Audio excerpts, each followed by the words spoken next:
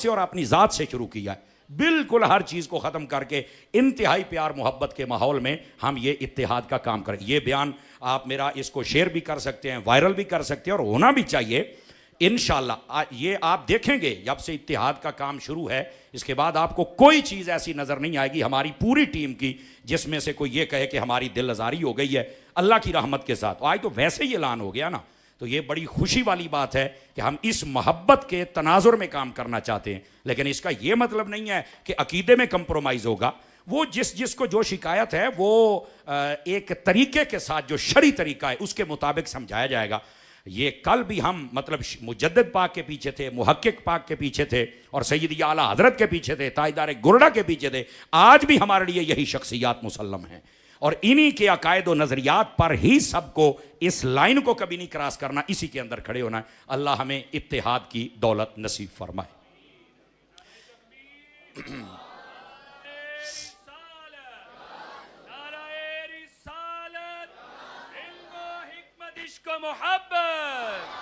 दोस्ताने गिरामी, ये पैगाम ज़रूरी था, मैं इसलिए अर्ज़ किया। अब आ जाइए ज़रा अगली गुजारिश आपकी खिदमत में सैयदी आला हज़रत साहब रहमतुल्लाह ताला अलैह आपके हवाले से। दोस्ताने मुकर्रम, आला हज़रत साहब रहमतुल्लाह अलैह को अल्लाह ने बड़े बड़े कमालात अता किए, बल्कि उलमा ने ना जी एक नुक्ता उठाया है। वो फरमाते हैं कि आला हज़रत इतने मशहूर क्यों हुए, आखिर इसकी वजह क्या है? ये सवाल है। अब इसका जवाब सुनिए। इसके बहुत सारे जवाब हैं पर यहाँ चंद एक मैं आपके सामने रखता हूँ। वो फरमाते हैं कि वजह यह है कि आला हज़रत इमाम अहले सुन्नत मुजद्दिद दीन मिल्लत अशाह इमाम अहमद रज़ा ख़ान अलैहि रहमतुर रहमान, आप इसलिए इतने मशहूर हुए कि कोई बंदा होता है ना, उसमें एक क्वालिटी है, किसी में 2 हैं, किसी में 4 हैं, किसी में 5 है, किसी में 10 हैं। लेकिन आला हज़रत साहब रहमतुल्लाह ताला अलैह वो हैं कि जो एक आलिम के अंदर क्वालिटीज़ होनी चाहिए, अल्लाह ने वो सारी की सारी इमाम अहमद रज़ा को अता फरमाई। मिसाल के तौर पर एक बंदा आलिम होता है लेकिन वो मुकर्रिर नहीं होता। एक मुकर्रिर है तो वो मुसन्निफ नहीं है, मुसन्निफ है तो मुफ्ती नहीं है, मुफ्ती है तो वो मुफस्सिर नहीं है, अगर मुफस्सिर है तो वो शारिहुल हदीस नहीं है, अगर वो भी है तो वो सूफी और वली नहीं है। आला हज़रत साहब रहमतुल्लाह ताला अलैह को आप देख लें, ये जितनी क्वालिटियां एक आलिम के लिए ज़रूरी होती हैं अल्लाह ने सारी की सारी इमाम अहमद रज़ा को अता फरमाई है। और फिर अगली बात भी सुन लीजिए, इस वास्ते आला हज़रत मशहूर हैं। आप आलिम, कारी, मुफस्सिर, हाफिज, मुफ्ती, मुहद्दिस, शारिहुल हदीस और उसके बाद मैदान में खड़े होने वाला मुजाहिद और बहुत बड़ा वली, सूफी, और सिर्फ यहां तक बात नहीं है, आला हज़रत शायर भी बड़े पाए के हैं। फिर अरब क्या अजम क्या, हर बंदे का आप पर एतमाद भी है। तो ये जितनी एक आलिम के लिए क्वालिटियां वो सारी आला हज़रत साहब रहमतुल्लाह अलैह में पाई जाती हैं। लेकिन यहां एक नुक्ता आपको बड़ा फायदा देगा, मैं हज़रत सैयद साहिबान की तवज्जो चाहता हूं। उलमा कहते हैं अहमद रज़ा में जो एक आलिम में क्वालिटी होती है वो सारियां हैं, लेकिन एक चीज है जो इमाम अहमद रज़ा की जात में नहीं पाई जाती, और वो क्या है? फरमाया कि आला हज़रत सैयद नहीं है। क्या नहीं है? सैयद नहीं है। आखिर इसकी वजह क्या है? तो कहते हैं आला हज़रत साहब रहमतुल्लाह अलैह ने जैसे सादात की इज्जत को बयान किया, मकाम को बयान किया, मर्तबे को बयान किया, इनकी शान और रिफत को बयान किया और इनके ऊपर उठने वाले सवालों के जवाब देकर खारजियों का नातिका बंद किया। अगर आला हज़रत साहब सैयद होते ना तो लोगों ने कहना था अपनी बरादरी ही बचा रहा है, अपने खानदान को ही बचा रहा है। फरमाया खानदान तो पठान रखा, लेकिन बताया कि जो सच्चा आशिक़े मुस्तफ़ा होता है वो जैसे नबी की इज्जत का मुहाफिज होता है, वैसे नबी के सहाबा की इज्जत का भी मुहाफिज होता है, वैसे आले रसूल की इज्जत का भी मुहाफिज होता है। इसलिए आपका खानदान तो वो नहीं, पर आपने जो सादात की नौकरी दी है, यकीन फरमाए कोई नहीं दे सकता। और मैं यहां पर ये बात बतलाऊं, आला हज़रत साहब पालकी वाला वाकया तो आपने सुना ही होगा कि 4 बंदे उठा के लेके जा रहे थे, तो आपने फरमाया रखो मुझे सैयद की खुशबू आ रही है।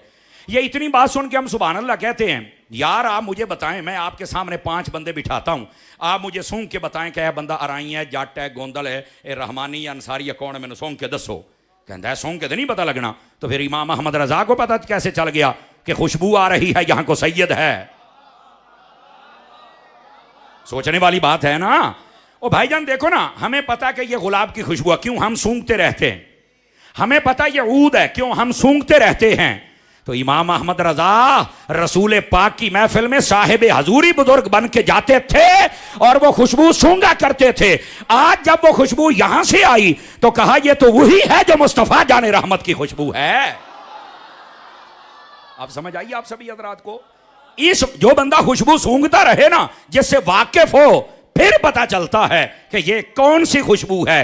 तो जो रसूल पाक की खुशबू है वो अहमद रजा सूंघते रहे, तभी तो पहचान लिया कि ये कोई फूल मुस्तफा के बाग का लगता है यहां है। तो ये सूंघ कर मुझे बताइए कौन है बंदा कि जो पहचान सकता है कि ये बंदा किस नस्ल में से है। इश्क सच्चा हो, जैसे अल्लामा ताहिर अशरफ शाद साहब कह रहे थे, इश्क सच्चा हो, वो दिल जो हमारा है ये हुजूर का गुलाम हो, तो उसे पता चल ही जाता है कि ये आने वाला कौन है। तो ये है इमाम अहमद रजा खान अलैहि रहमतुर रहमान। आप इतने मशहूर क्यों हैं कि अल्लाह ने आपको सारी क्वालिटी अता फरमाई है जो एक आलिम में होनी चाहिए। अच्छा, ये थी पहली वजह। अगर आपकी बिस्मिल्लाह जी, जज़ाकल्लाह हुजूर शाह साहब, अगर आपकी तवज्जो हो तो दूसरी बात भी अर्ज करूं।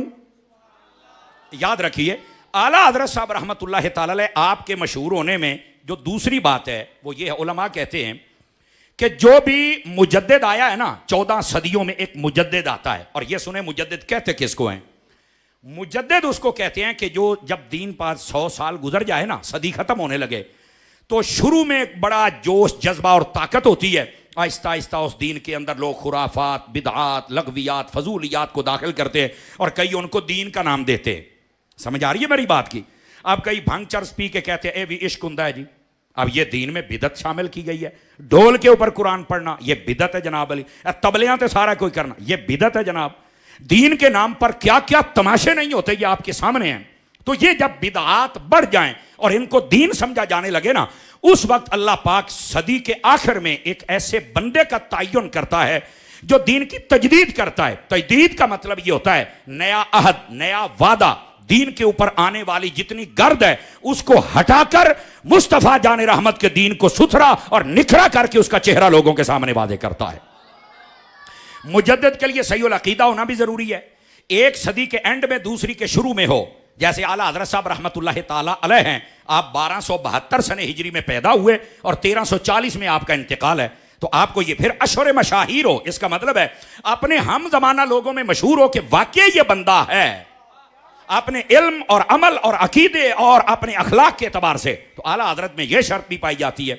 और उसके बाद फरमाया कि लोग उसकी जाने मुतवज्जे भी हूं। आप आला हजरत का फतावा रज़िया पढ़ के देख लें, क्या अरब है, क्या अजम है, क्या अमेरिका है, क्या अफ्रीका है, क्या सिंध है, क्या हिंद है, क्या बंगाल है, बल्कि आप अपने इसी पंजाब को देख लें। यह डेरा गाजी खान के फतवे फतावा रज़विया में है, यह हजरत गुलाम फरीद के फतवे फतावा रज़विया शरीफ के अंदर है, यह इस्लामाबाद, यह मखाड़ी शरीफ है।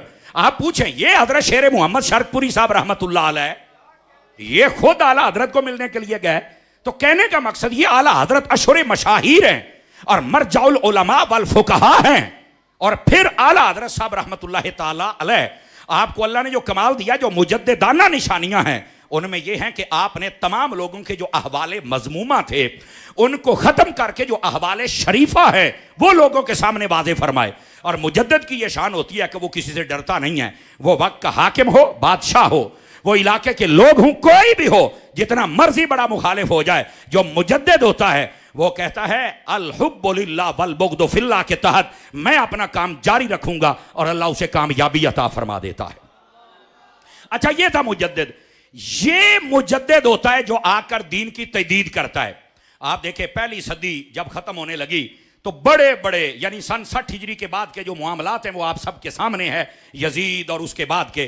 तो पता है उस वक्त कौन मुजद्दिद बन के आया था? हजरत उमर बिन अब्दुल अजीज रदी अल्लाह तआला अन्हु। पहली सदी के मुत्तफिका मुजद्दिद वो हजरत उमर बिन अब्दुल अजीज रदी अल्लाह तआला अन्हु हैं और ये बनु उमैया में से हैं। अब जो बनु उमैया पर एतराज करते हैं, मैंने कहा हमारा नजरिया अहले सुन्नत का ये है, बनु उमैया में जो गंदे हैं मिसले यजीद और मरवान वो गंदे हैं, लेकिन बनु उमैया में तो हजरत उस्मान गनी भी हैं, बनु उमैया के अंदर तो हजरत अबू सुफियान भी हैं, बनु उमैया के अंदर तो हजरत अमीर मुआविया भी हैं, और बनु उमैया के अंदर तो नबी पाक के पहले और बड़े दामाद हजरत अबू अलास बिन रबिया वो भी बनु उमैया के हैं। नबी के 2 दामाद बनु उमैया में से थे, याद रखो, पहले बड़े दामाद भी और उस्मान गनी भी। हाँ, और उसके बाद हजरत उमर बिन अब्दुल अजीज भी, ये भी बनु। इसका मतलब ये निकला, अहले सुन्नत कहते हैं कि अगर किसी खानदान के 2-4 बंदे गंदे हैं तो उनकी वजह से पूरे खानदान को लताड़ने की इजाजत नहीं है। उस गंदे को गंदा कहो, जो अच्छा उसको अच्छा कहो, बस इतनी बात है। वरना किसी खानदान में होना अगले के मुजरिम होने के लिए काफी नहीं है, ये याद रखो। वरना बताओ ना, अबू लहब का खानदान कौन सा था? तो अब क्या नबी पाक के खानदान पे इतराज करोगे कि नहीं वो कल्ला गंदा थी, उन्होंने कहना है कि मैं क्या ऐ तेन समझाते पे हैं। बोलो ना यार, है ये मसला ही तो समझा रहे हैं हम, तो इस वास्ते मसला समझा करें। तो कहने का मकसद ये, पहली सदी के मुजद्दिद हजरत उमर बिन अब्दुल अजीज, इस पर उलमा का इत्तेफाक है। अच्छा, दूसरी सदी, तीसरी, चौथी, 14 सदियों में मुजद्दिद आए जिन्होंने दीन की तजदीद की, जिन्होंने दीन पर आने वाले बहुत बड़े बड़े सवालात, दीन के आने वाली बिदआत और खुराफात, इनका रद्द किया और दीन का चेहरा वाज़े किया। 14वीं सदी में जो मुजद्दिद आया उसका नाम इमाम अहमद रजा है। लेकिन सुनना, ये मैं बता रहा था, नुक्ता असल ये है, आला हजरत इतने मशहूर क्यों हैं? पहला जवाब ये था कि जो आलिम में क्वालिटी होती है वो सारी आप में हैं, पहला जवाब। दूसरा ये, जितने मुजद्दिद आए हैं ना, उस जितने आप इनकी हिस्ट्री उठा के देख लें, किसी ने एक फितने का मुकाबला किया, किसी ने 2 फितनों का, किसी ने 4 का, किसी ने 5 का। आला हजरत इमाम अहले सुन्नत इतने मशहूर इसलिए हुए कि आपके जमाने में 70 से ज्यादा फितने थे और तने तनहा अहमद रजा ने इन सब का मुकाबला भी किया और फितनों का सर कलम करके, नेस्तो नबूद करके, मोहम्मद मुस्तफा के झंडे और दीन के झंडे को बुलंद करके दीन मुस्तफा को वाज़े फरमा दिया था। नाराए तकबीर, नाराए रिसालत, इल्म व हिकमत, इश्क व मोहब्बत। तवज्जो है जी हजरात आपकी के कोई नहीं है? 70 से ज्यादा फितने थे जिनका तने तनहा इमाम अहमद रजा ने मुकाबला किया था। इस वास्ते इमाम अहमद रजा इतने मशहूर हो गए। यानी देखो, ये इमाम अहमद रजा का मुजद्दिदाना काम तो है ना, जिसकी वजह से आपको शोहरत मिली। ये दूसरी वजह थी। अगर आप जाग रहे हैं तो तीसरी भी अर्ज करूं आपकी खिदमत के अंदर कि आला हजरत साहब रहमतुल्लाह अलैह आप इतने मशहूर क्यों हुए? ये सारे तालिब इल्म मेरी तरफ देखे, सारे बच्चे इधर देखिए बेटा, सारे सारे मेरी तरफ देखे, आपकी मुझे बड़ी जरूरत है और आप ये सुनेंगे तो आपके अंदर जोश जज्बा पैदा होगा ना। आला हजरत साहब रहमतुल्लाह अलैह के मशहूर होने की तीसरी वजह यह थी, अगर मैं लफ्ज़ी बोलने से समझा पाया तो आपको बड़ा मजा आएगा। आला हजरत के मशहूर होने की वजह यह थी, हक पर डट जाते थे। ये आला हजरत के मशहूर होने की सबसे बड़ी वजह यह है। समझ आई ना? बाज़ कंप्रोमाइज करके दीन और इस्लाम के मसाइल को बदलना नहीं। आला हजरत साहब रहमतुल्लाह ताला अलैह हक पर डट जाया करते थे और जो कह दिया हो गया। आला हजरत साहब रहमतुल्लाह ताला अलैह, यकीन फरमाइए, जिस मसले पर डटते थे फिर डट ही जाते थे और फिर वाज़ेह होता था कि ये मसले में इमाम अहमद रजा ठीक हैं। 2 मिसालें देता हूं जल्दी में। आला हजरत साहब रहमतुल्लाह अलैह के ज़माने में एक मजजूब बुजुर्ग था जिसका नाम था साईं धोखे शाह। और साईं धोखे शाह इसलिए कहते थे, यहां नजर आया ना, दुई बारी देखो तो देसदा ही को नहीं, पता नहीं किधर गया। उधर नजर आया ना तो बंदा कोल गया, थोड़ी जी गपशप लाइए, बेध्याना होया तो फिर गया, वो गायब हो जाता सी। वो सारे बंदे शामी इकट्ठे होंगे, वो कहता मैनू मिलिया, वो कहता मैनू मिलिया, वो कहता मैनू मिलिया। वो सारे कहते तो धोखा दिंदा तो लभदा ही नहीं, पता नहीं जांदा किधर है। बोलो ना। तो इसको साईं धोखे शाह इसलिए कहते थे। लेकिन इनकी एक करामत भी मशहूर थी भी, जेड़ा उन्होंने गल दे नाल इख्तलाफ करता सी ना या नहीं सी मानदा, ਉਹਦਾ कोई नुकसान हो जाता, तो बंदे डरते बहुत सन। तो ये इस वास्ते अज भी कई मंगण वाले उन्होंने को एवं डरी जाते होंगे ने जनाब, यार कोई इस लेवल का हो तो फिर ठीक है, एवं जो कारोबारी ये डरने का की मतलब है? समझ आ रही है ना जी? लेकिन बहरहाल एक बातें होती हैं जो सीनों में दिलों में बैठ जाती हैं। आला हजरत साहब रहमतुल्लाह ताला अलैह ने पढ़ाया जुमा और मसला यह बयान किया कि लोग नबी पाक अलैहिस्सलाम को सबसे अफजल, और उस वक्त इख्तियारात मुस्तफ़ा की बात हो रही थी, यह बहुत बड़ा फितना उठा। आला हजरत ने तकरीर की ना जुमे में, इधर देखे मेरी तरफ सारे हजरात, आला हजरत ने तकरीर करते कि जुमला बोला जिसने पूरे मजमे को तड़पा के रख दिया। आला हजरत ने फरमाया, तुम कहते हो हुजूर को इख्तियार नहीं है? फरमाया, मैं आपको साबित कर सकता हूं और हक ये है, अल्लाह रब्बुल इज्जत ने दुनिया की हुकूमत और सल्तनत भी मुस्तफा को अता फरमाई है और आसमानों की सल्तनत भी अल्लाह ने मुस्तफा के सुपुर्द कर दी है। ये आला हजरत साहब रहमतुल्लाह अलैह ने फरमाया कि सारा जहां बना के अल्लाह ने अपने हबीब को अता कर दिया है, जमीन और आसमान। अच्छा, ये बात जब निकली तो नारे लगे और क्या बात है। अब आशिकाने मुस्तफा सुन के खुश होते हैं, जिसको नहीं पता वो बेचारा क्या खुश होगा। खैर, बाहर निकले ना तो बंदे पहुंचे धोखे साईं के पास और कहने लगे, अहमद रजा ने ये कहा है, रजा बोलते थे ना, अहमद रजा ने ये कहा है कि यहां भी हुकूमत मुस्तफा की है, वहां भी है, तो ऐसे देख के ना, देखो कितना पाए का वली था मजजूब, ऐसे देख के कहता है मुझे तो नजर नहीं आवत है, मुझे तो नजर नहीं आवत है। क्या मतलब है? मैनू तो नहीं नजर आउंदा पिया। वो बोली ऐसी है ना। अच्छा जी, वो दो धड़े बन गए। कुछ इमाम अहमद रजा की बात को कहते हैं अहमद रजा सच्चा है, कुछ कहते ले है बाबा तो के शाही एडा वड्डा मजजूब है, ऐ सच्चा है। हुण मसला बन गया। लोग आ गए इमाम अहमद रजा के पास, ये आ गया ना इम्तिहान, आ गया इमाम अहमद रजा के पास। तो कहने लगे भी वो धोखे साई, तो कहता मैनू कोई नहीं नजर आया। जुमले का लुत्फ लेना, फरमाया ओनू भावें दिसे तो भावें ना दिसे, जो अहमद रजा ने आके हक कोई है। अल्लाह ताला ने सल्तनत दे दी है अपने हबीब पाक को। अच्छा, उनकी एक करामत ये मशहूर थी कि जो उसकी बात नहीं मानता, मुखालफत करता, नुकसान होता था। अब हुआ क्या, आला हज़रत साहब रहमतुल्लाह अलैह का बेटा खड़ा था छत के ऊपर, मौलाना मुस्तफ़ा रजा खान साहब। वो पैर जो तिलके ना बच्चे जिमें नसते भजते ने, वो छत डिग पिया तो बीबियां दौड़ियां आ गई। देखा अहमद रजा, तुम्हें कहा था कि उस बुजुर्ग की बात को मान लो, नहीं माना तो देखो नुकसान हो गया है। आला हज़रत दे दो जुमले जे बोलोगे तो मैनू चस आएगी, ना आएगा तो मैनू अंदरों अंदरों आ ही जाती होंगी है। पहला जुमला आपने ये बोला, आपने फरमाया अगर मेरा एक बेटा मुस्तफ़ा रजा खान अल्लाह लाख भी दे देना तो मैं ये मसला नहीं बदल सकता कि नबी पाक की यहां हुकूमत है तो वहां नहीं। फरमाया यहां भी मुस्तफा की हुकूमत है, वहां भी मैं बेटे कुर्बान कर दूंगा, पर अजमत मुस्तफा का झंडा कभी नीचे नहीं ला सकता। ये पहला जुमला। और दूसरा जुमला आपने कहा, अगियों भी थी अहमद रजा सी ना, आपने फरमाया दौड़ दे मेरे को आगे भी मुंडा डिग पिया है। फरमाया जाके वेखो जे मुंडे नूं सट लग जाए तो फिर सानू भी अहमद रजा ना आखे आ जाए, जाओ चल के देखो। और देखा,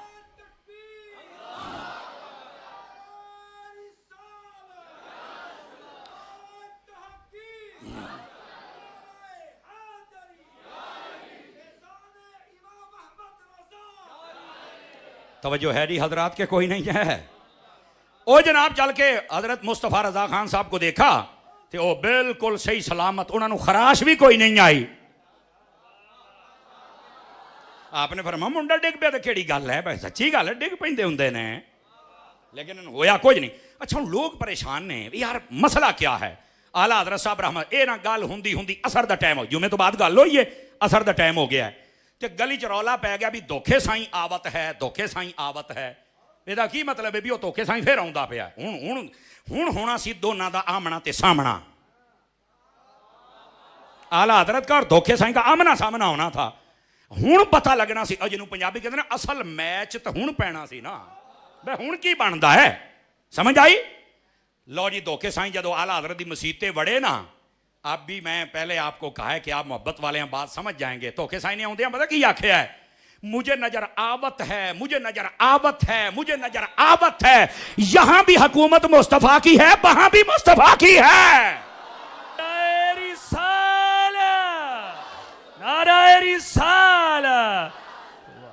अब जब ये हुआ ना तो जाहिर सी बात है धोखे साई मान गया तो बाकी तो सारे ने मन जाना सी। लेकिन ना बंदे शामी बैठे आला हजरत दे कोल ते कहने लगे हजूर सानू इस गल दी समझ नहीं आई।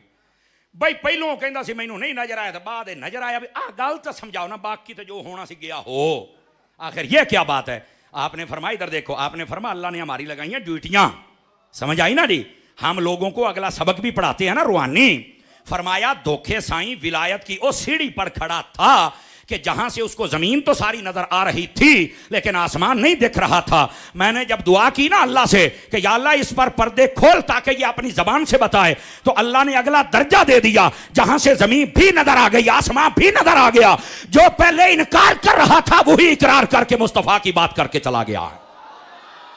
आला हजरत साहब रहमतुल्लाह ताला अलैह आपका ये मकाम, लेकिन हक पर ऐसे डटे। फरमाया किसी ने दिसे ना दिसे गल आहैया। आप समझ आ रही है। ये आला हजरत के मशहूर होने का सबब ये है। एक बात और भी बता दूं अगर आपकी तवज्जो है तो, आला हजरत साहब रहमतुल्लाह अलैह के ज़माने में ना एक मसला खड़ा हो गया कि जुमे की जो दूसरी अजान है वो जी जमात तो पहलों दी खुतबे तो पहलों वो मसीत दे विच खलो के देनी चाहिए या फिर बाहर बूहे दे विच या बाहर या फिर जिथे स्पीकर रखा उस कमरे दे विच किथे देनी चाहिए। तवज्जो है। फ्रंट सीटां वाले बोलो सही, मोबाइल नहीं लगे हो, जरा मेरी बात सुनो ना अल्लाह के बंदो, इस बात को समझिए।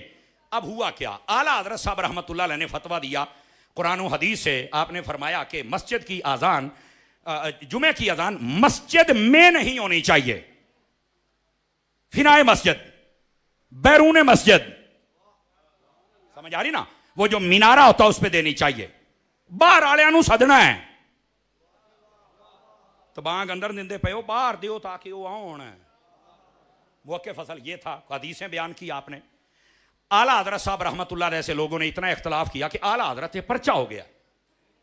तवज्जो है, आला हजरत साहब रहमतुल्लाह अलैह दा केस चलता रहा बड़ा लंबा। आला हजरत अपने मौकिफ से डट गए, हर रोज नवी दलील, हर रोज नवी दलील।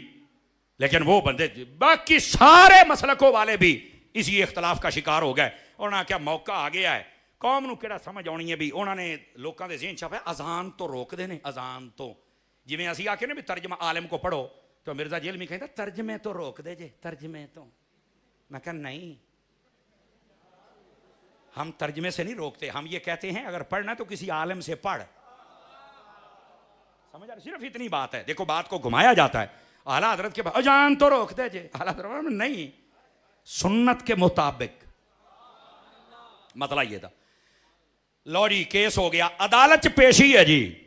मजे की गल है कि जो अदालत च आवाज मारने वाला बंदा होंदा है ना, वो कासिद, समझ आ रही ना, कासिद आला हजरत का अकीदतमंद था। उन्हें वेख्या कि बड़े मौलवी तो बड़ियां जमातां टुरियां फिरदियां, किसी तरह इमाम मोहम्मद रजा नूं कटारे च लियाया जाए। वो आया आला हजरत को आके कहने लगा भी हजूर मसला की है। आपने फरमाया भी गल ए वे, मस्जिद में खड़े होकर आजान दे रहे हो, मस्जिद में तो लोग पहले ही मौजूद हैं, ये तो तहसील हासिल है। आजान बुलावे को कहते थे, इन्होंने आवाजा मारी जाती तो पहले ही बैठे ने, बाहर खलो के दियो ताकि बाहर आले आउण। और सुन्नत और हदीसें भी दिखाई। वो ना चूंकि आला हजरत दा अकीदत, वो मसला समझ गया, कहता हजूर तुहानू आउण दी लोड़ नहीं, मसला मैं हल करांगा।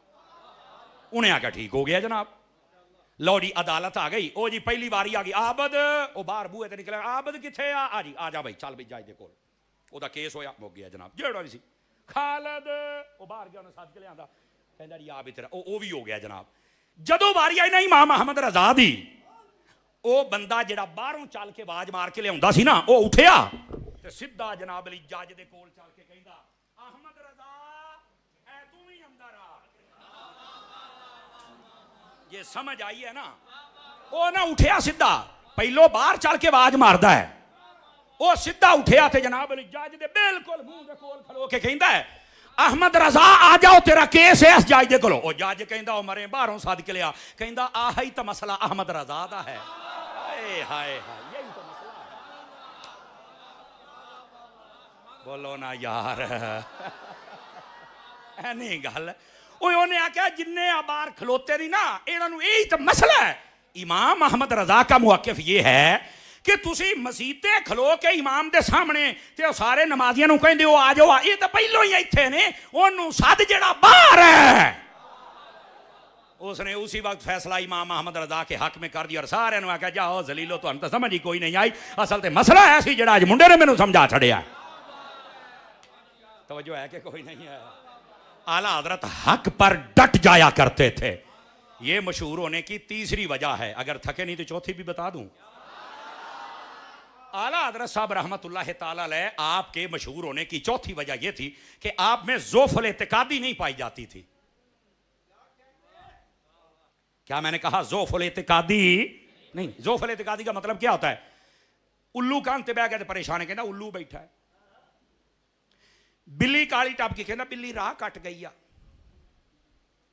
मजाक तो लावा। आ गर्मियां आउणियां ना, ठंडा मीठा मौसम, ते ओ शबनम दे कतरे गिर के तो उन्होंने एक अजीब जिहा रंग बन जाता, कहते खून दे कतरे आ घर। हाँ किसी ने जादू करता है।